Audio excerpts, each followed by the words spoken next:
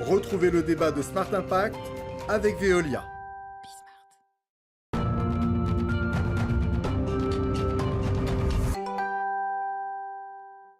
La mobilité électrique au menu de ce débat. Je vous présente mes invités. Julie Steph, bonjour, bienvenue. Bonjour. Vous êtes responsable du département locataire-gérant du réseau de distribution français de Total Energy. Et puis avec nous en duplex, en visioconférence, Abel Santirso, qui est responsable commercial et formation de CETEC, entreprise suédoise de production de bornes de recharge. Julie Steph, la voiture électrique, je commence par une question très générale. La voiture électrique, elle bat année après année ses records de l'année précédente. C'est une sorte de défi collectif à relever pour vous et pour tout le secteur? C'est clairement un défi et nous, notre objectif ou notre engagement, c'est de venir proposer et offrir l'infrastructure de recharge pour les clients qui s'équipent de voitures électriques. Alors ça peut être des stations-service, on va en parler, mais pas seulement. Il y a toutes sortes d'équipements de recharge, ça peut être dans des collectivités, dans des immeubles d'habitation par exemple. Effectivement, on intervient soit pour mettre à disposition de particuliers à travers des institutionnels, donc pour des bornes en ville, oui.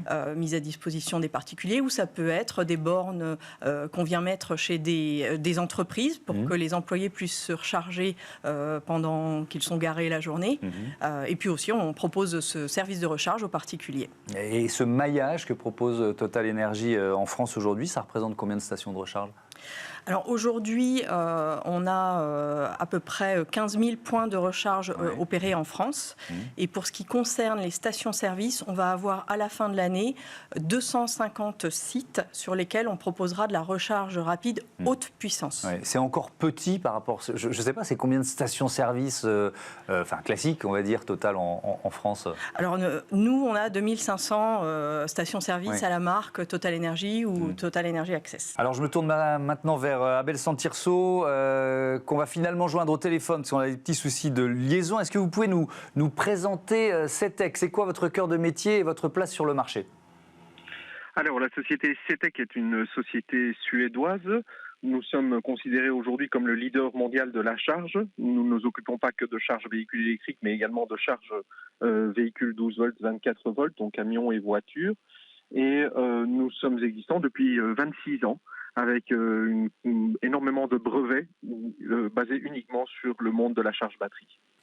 Ça représente quoi le marché français aujourd'hui pour CETEC ? C'est un petit marché, on n'est pas sur un gros marché aujourd'hui parce que nous sommes essentiellement dédiés à des solutions, on va dire, infrastructurelles.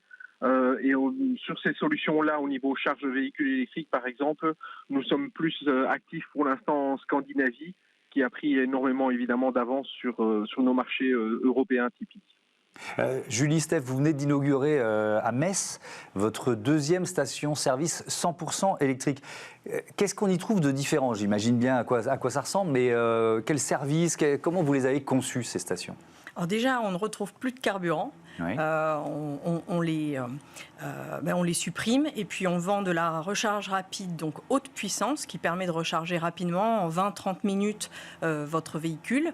Et puis on propose en parallèle des endroits où on peut faire des pauses, où on peut se restaurer, où on peut prendre un café, on peut s'arrêter de travailler, avoir du Wi-Fi, recharger son ordinateur portable.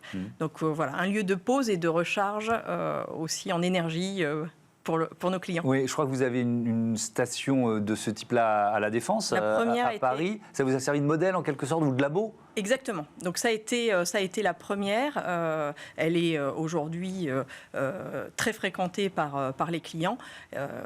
Voilà. Donc c'est la première sur laquelle on teste. On a une offre qui s'appelle Café Bonjour, avec de la croissanterie, des cafés où nos clients peuvent faire une pause. Ça on le retrouve dans les stations classiques. L'idée c'est quoi? C'est de s'habituer à passer un tout petit peu plus de temps, pas beaucoup plus finalement, mais un tout petit peu plus de temps dans la station-service? Oui, aujourd'hui, le passage est très bref finalement. On ne reste pas plus de 5-6 minutes pour faire son plein de carburant. Demain, on pourra se poser, faire ses mails, travailler, avoir Donc c'est le penser comme ça. Avec ce concept de recharge haute puissance, ça veut dire quoi? C'est par rapport aux recharges classiques, quelle rapidité? Détaillez-nous un petit peu les usages avec ces recharges haute puissance. Alors, quand les usagers se rechargent à la maison ou bien au travail, c'est plusieurs heures de charge, 6-7 heures de charge. Donc de la charge lente, plus économique. En station, là, ce qu'on vient proposer, c'est de la charge rapide afin d'optimiser la recharge en termes de temps. Donc c'est 10 minutes pour 10 km ou 20-30 minutes pour recharger complètement son véhicule et finir son trajet. Si on fait un Paris-Lyon, par exemple, voilà, on s'arrête au milieu, on fait une pause de 20-30 minutes et ça nous permet de finir notre trajet pour aller à Lyon. C'est un enjeu majeur parce que je parlais du défi collectif. L'un des freins à l'électrification de la mobilité, c'est ça. C'est la crainte de ne pas pouvoir faire des longs trajets, très clairement, quoi. Clairement, de se retrouver en panne, de ne pas pouvoir trouver de point de recharge fonctionnel. Donc nous, c'est notre engagement de pouvoir fournir aux usagers un point de recharge tous les 100 km. Abel Santirso, c'est pour recharger une batterie de plus en plus vite. À quel point on a progressé? Quels sont les défis à relever? On a progressé d'une façon extrêmement rapide et on n'est pas au bout. De ce que nous on remarque, c'est que les fabricants de batteries sont en train de faire un maximum pour accélérer ce temps de recharge, mais aussi pour supprimer certains composants dans les batteries, des terres rares, des choses qui sont vraiment difficiles à exprimer au niveau environnemental. Donc on évolue sans arrêt. On va avoir des nouvelles matières au niveau batterie qui vont petit à petit remplacer sans doute le lithium. On a l'hydrogène aussi qui pointe le bout du nez aujourd'hui, même si sa production n'est pas verte. Mais on arrive à développer des choses. Et je suis sûr et certain qu'à l'avenir, il y aura encore d'autres choses. En tout cas, l'accélérateur est à fond pour tout ce qui est aujourd'hui recherche et développement dans ce domaine-là. Justement, vous parliez des brevets que vous pouvez déposer chez CETEC. Je ne sais pas, dans quel domaine l'innovation est la plus frappante pour vous? Les brevets aujourd'hui sur l'électrique sont vraiment des brevets qui sont déposés sur, je pense, la vitesse de charge. Ça, c'est un fait évident. Nous ne travaillons pas tant sur la vitesse parce que nous avons une autre philosophie. Comme on pense que 80% de la charge se fera soit à domicile, soit au bureau.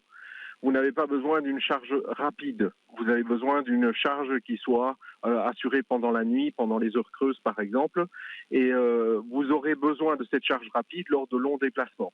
Ce qu'a très bien expliqué Madame qui travaille chez Total, où on a vraiment ce besoin à ce moment-là de couper en 2 fois ou en 3 fois son trajet pour pouvoir assurer ce temps de charge. Et je reste avec vous, Abel Santirso, je parlais de ce défi collectif. L'idée, c'est quoi? C'est que nos voitures puissent participer à l'effort global, par exemple en redistribuant l'énergie qui est dans les batteries à des moments où c'est utile. Si moi, je me sers pas de ma voiture, ma question est un peu mal posée, mais je suis sûr que vous l'avez comprise. Non, je l'ai parfaitement compris et c'est une technologie dont CETEC est en train de travailler dessus avec un constructeur automobile suédois sur le fait simplement que l'énergie qui n'est pas utilisée quand vous rentrez du travail, vous garez votre voiture dans votre garage, soit redistribuée dans la maison et réexpédiée dans le véhicule une fois, par exemple, l'heure creuse arrivée pour pouvoir recharger le véhicule à moindre coût. Donc on ne va pas simplement stocker cette énergie dans la voiture, mais on va la réutiliser pour d'autres applications dans la maison. On parlait, Julie Steph, du maillage territorial. La France a passé le cap des 100 000 bornes de recharge publique. Il y en a beaucoup plus si évidemment on rajoute les recharges privées. On se situe où par rapport à d'autres pays européens? On a souvent dit la France est en retard. Est-ce que c'est vrai? En tout cas, on accélère. On a aujourd'hui 42 000 points de recharge pour Total Énergie en Europe. On en avait 25 000 il y a un an. Donc, il y a clairement une accélération qui se fait dans tous les pays d'Europe. Et vos objectifs en matière de recharge, vous avez parlé du nombre de stations, ou de points d'ailleurs de recharge, ce n'est pas tout à fait la même chose. Et en termes global, c'est-à-dire si on parle des recharges privées, des recharges dans les immeubles d'habitation, etc., quels sont vos objectifs?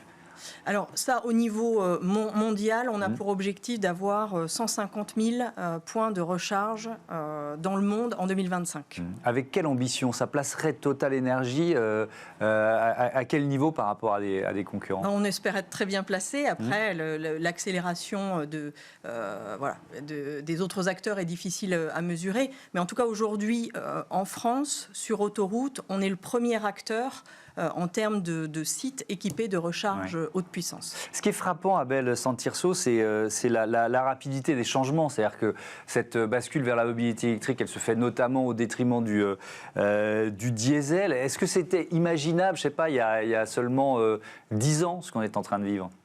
Non. Je pense que c'était pas imaginable. On n'avait peut-être pas compris l'urgence aussi du changement à effectuer. Aujourd'hui, on y va à marche forcée. Il y a évidemment des directives européennes qui nous forcent à le faire. Mais c'est clair que cette urgence dans le développement fait qu'aujourd'hui, oui, on est au pied du mur et on n'a pas le choix. Maintenant, on aura le choix d'autres technologies. Il n'y aura pas que l'électrique, même si l'électrique aujourd'hui est la forme la plus prépondérante dans l'alternative au tout thermique. Pensez à quoi? L'hydrogène, les biocarburants, par exemple? L'hydrogène, le biocarburant. Mais vous savez, je suis quelqu'un qui a un certain âge et qui a vu pas mal de choses. Et aujourd'hui, je dois vous avouer que je m'attends à tout. Et pourquoi pas un jour parler aussi d'un combustible qui soit basé sur le nucléaire. Il y a des bateaux, il y a des sous-marins, il y a des choses qui fonctionnent là-dessus.